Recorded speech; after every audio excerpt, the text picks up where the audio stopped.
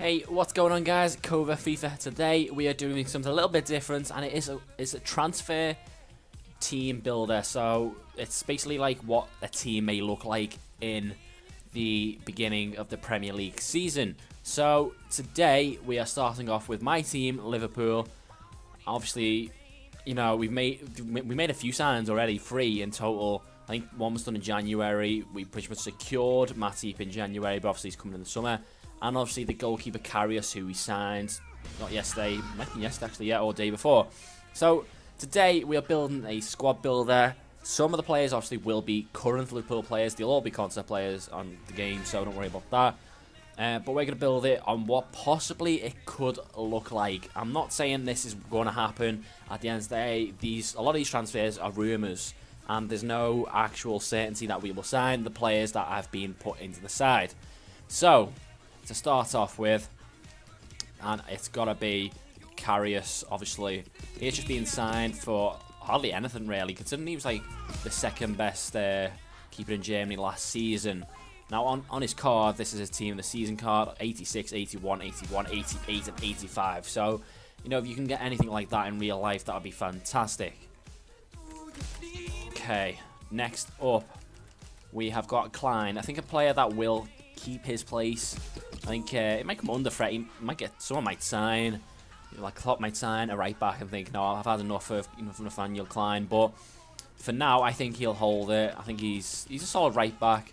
I don't think he's the best. I think, you know, going forward, he could be a bit better. He seems to not know what to do when it comes to a certain position.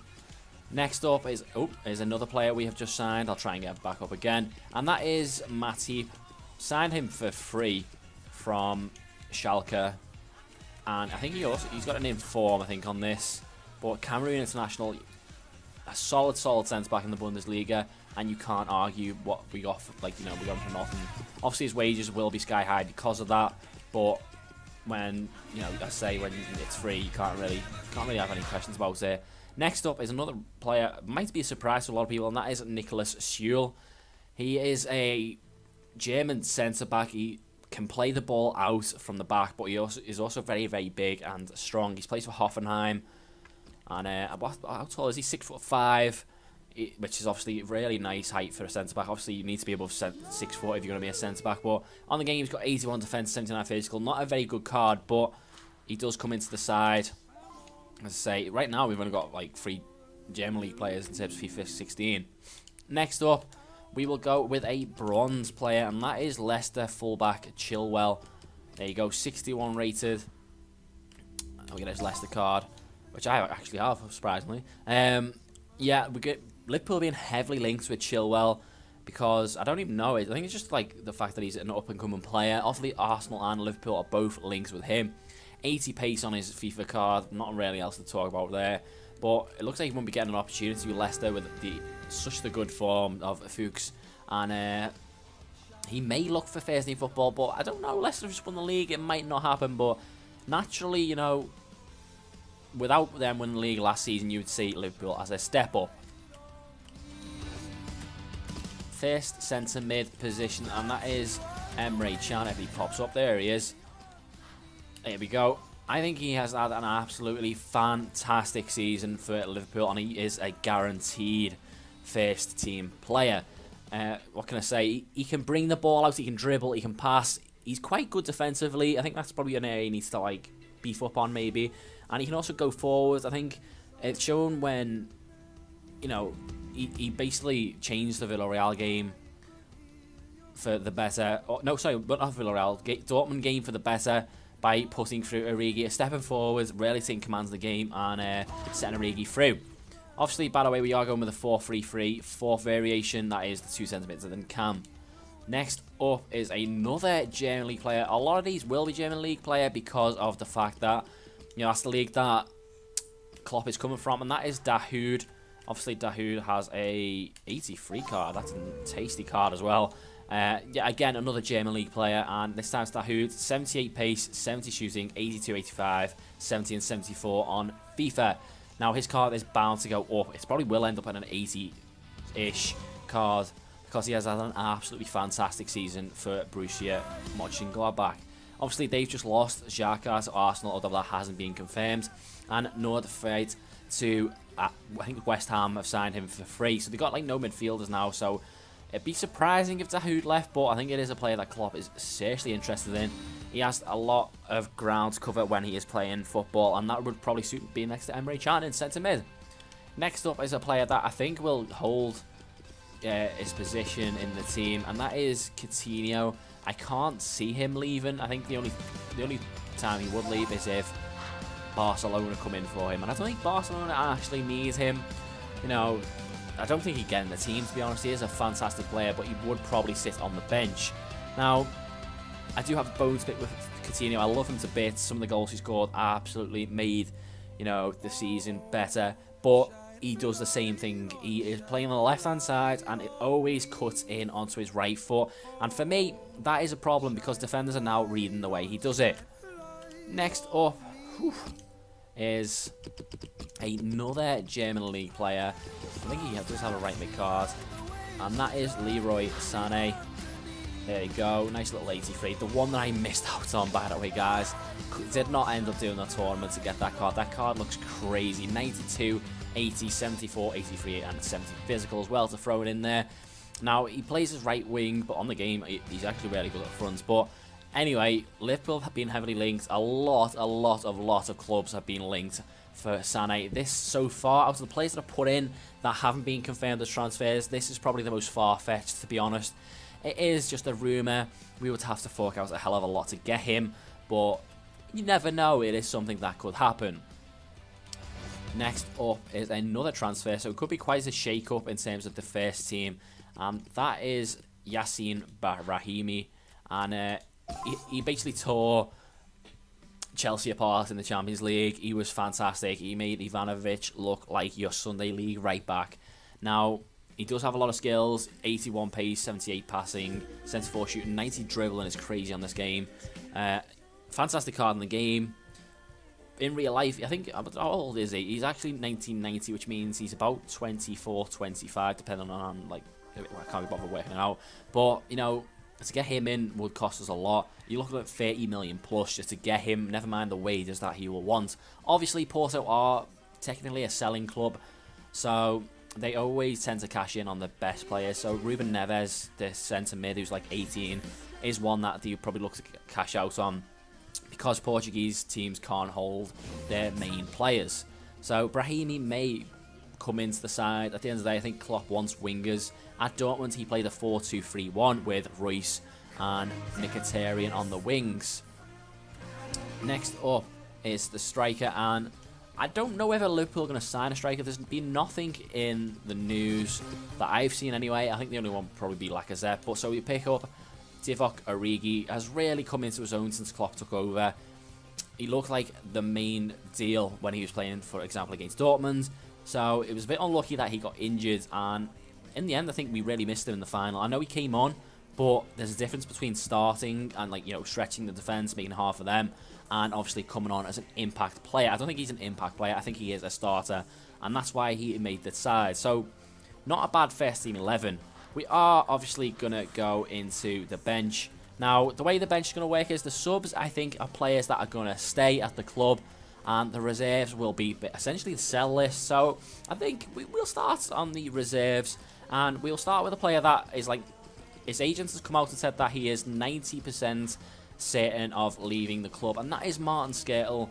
At the end of the day, he lost his place in the side, and you know, at the start of the season he was looking really good, a really good centre back, and then he lost his place, and then he came in for like 1 or 2 games towards the end of the season. I'll name Southampton as an example, and he was horrible. He was a horrible player to bring on, because I think he come on for, I think, Torre or Lovren at half time, and he played awful. He basically signed off there, and you know, it shows when a 35-year-old player is playing ahead of you in the Europa League final that you may as well leave there, because you're not going to be interested anymore. So his agents come out and say he's 90% certain to leave the club, with Turkish sides interested. Next up is Joe Allen. There he is. Now, I'm going to say now he will immediately get rumour to Celtic and may actually go there depending on how much money Liverpool get for him. Obviously, Brendan Rodgers is a massive fan. I think he will do well for Celtic in their league. Obviously, the league isn't as good in terms of quality. Okay, next up the sell list basically is probably we bought for 2 million. Maybe spells name is you quickly guess who I'm trying to spell. Teke. Oh, he is just being absolutely awful for us. 82 striker on this, and he has been a useless signing. Doesn't suit our style of play at all. Don't know why we even went for him to begin with. You know, a striker who's good ahead and who you cross the ball to is not who Liverpool have needed for a long time.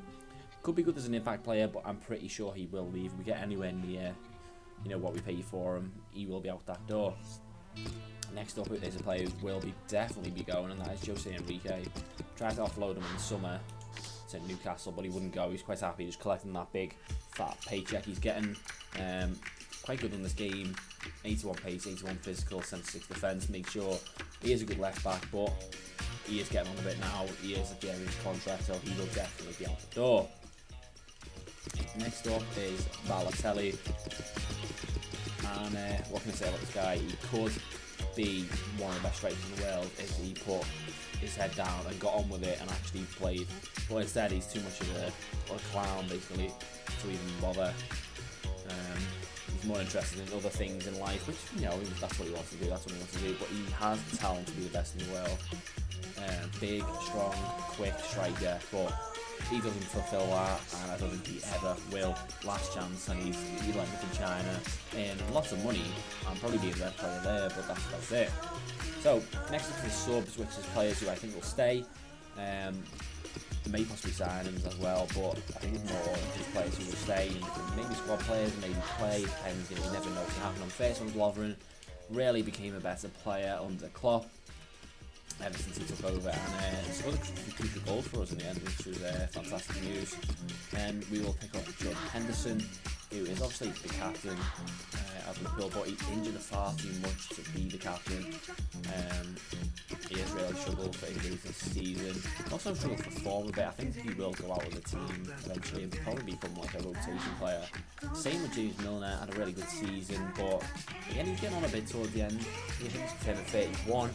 Obviously had a brilliant season for us, you can't really argue picking up for free. Again, then we will go with another player who gets injured far too much, and has recently been injured again, and that is Daniel Sturridge. Why not? And he's really struggled with injuries. He's a fantastic player, really amazing striker, but he just can't seem to keep himself fit, and that is his problem.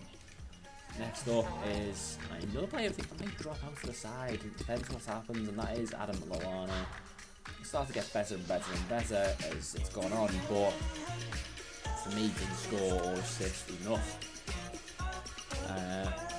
Another player who's had a brilliant first season, I think he was unlucky to get to this team, and that is Roberto Firmino. Obviously features in my Road to Glory, that's where I got his info from there.